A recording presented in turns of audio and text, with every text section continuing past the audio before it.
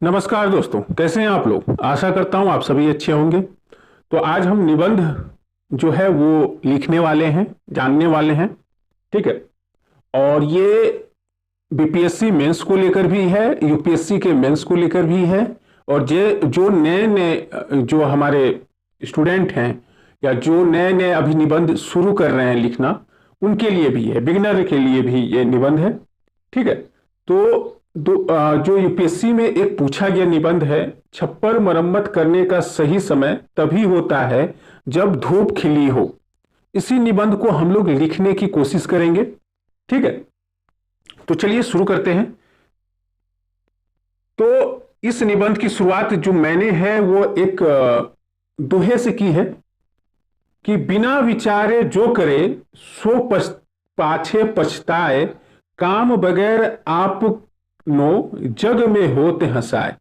यानी कि जो बिना सोच विचार के आप काम करेंगे तो आप पछताएंगे भी, और उसके बाद क्या होगा कि आप पे दुनिया हंसेंगी भी।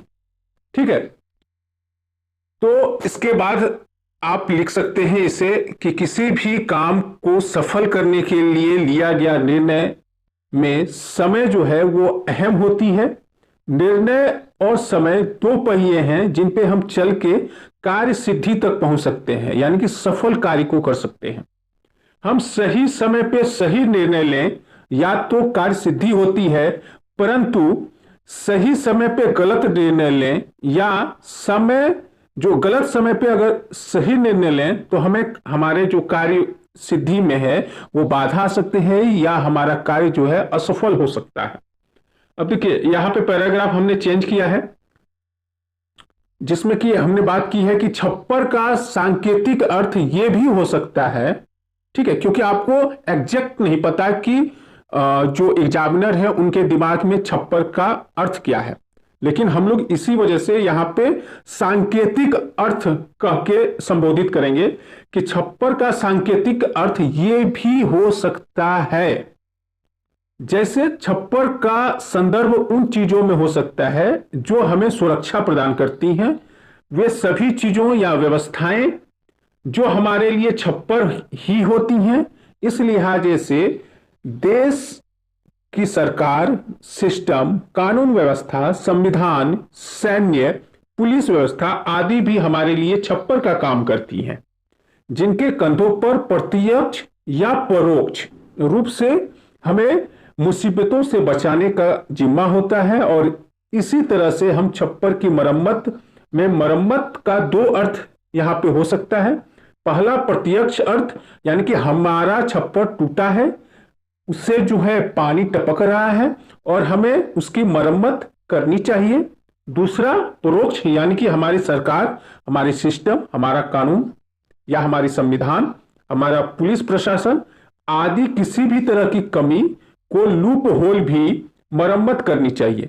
यानी कि किसी भी तरीके का जो लूप होल हो गया है जहां से पानी का रिसाव हो रहा है उसकी हमें मरम्मत करनी चाहिए, और हम समय समय पे करते भी आ रहे हैं। जैसे संविधान संशोधन के जरिए, चुनाव के जरिए अगर हमारी सरकार जो है ठीक तरीके से काम नहीं कर रही तो हम जो है अगली चुनाव में उस सरकार को मौका नहीं देते। ठीक है।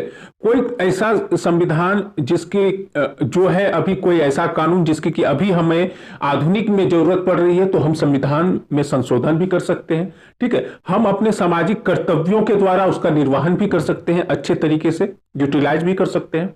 ठीक है। तो मैंने इसी चीज को लिखा है। उसके बाद फिर मैंने एक पैराग्राफ चेंज किया जिसमें कि लिखा मैंने कि ऐसे में यह महत्वपूर्ण हो जाता है कि हम अपने छप्पर की मरम्मत खुद करें।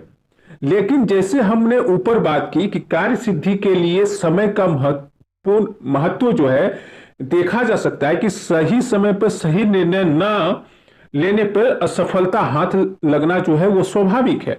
इसी समय के इसी महत्वपूर्ण को रेखांकित करते हुए कहा गया है कि का बरखा जब कृषि सुखाने, समय चुकी पुनि का पछताने।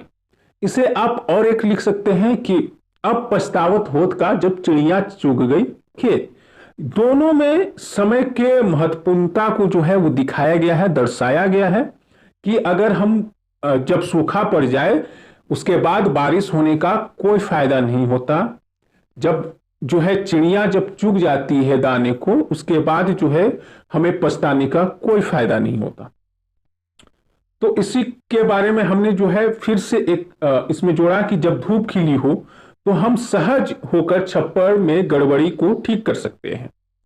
खिली हुई धूप में समय हमारे अनुकूल होता है। जब हम छप्पर की जरूरत नहीं होती तो सरल शब्दों में हम ये खिली हुई धूप को युद्ध के पूर्व या युद्ध के बाद का शांति काल भी कह सकते हैं कि किसी भी चीज की मरम्मत तभी हो सकती है जब तत्कालिक रूप से हमारे पास युद्ध स्तर पर उसकी खास जरूरत न हो। इसलिए हमारे लिए खिली हुई धूप का इंतजार ही सही समय साबित हो सकता है, अन्यथा प्यास लगने पर कुआं खोदने वाली हास्यपद जो कहावत है वो सही साबित हो जाएगी। तो आप जो है ये बताएं कि ये आपको जो है निबंध कैसा लगा। ठीक है, उसके बाद इस निबंध का अगर आपको पीडीएफ चाहिए तो आप जो है @ टेलीग्राम चैनल पे @2growth2023 करके आप सर्च करेंगे तो आपका चैनल आ जाएगा और वहां पे आप जो है इसका पीडीएफ भी ले सकते हैं, या फिर यूट्यूब पे अगर आप देख रहे हैं तो यहाँ पे @2growth है। ठीक है, तो हमें कमेंट करके जरूर बताइएगा कि ये निबंध आपको कैसा लगा। और अगर आप किसी में हमेशा जो है आपको पूरे 68वीं के मेंस तक जो है लगातार निबंध देने की कोशिश करूंगा, ताकि जो है आपके बीपीएससी मेंस में भी काम आए, यूपीएससी में भी काम आए। ठीक है, तो इस वीडियो में इतना ही और टेक केयर, बाय बाय, जय हिंद।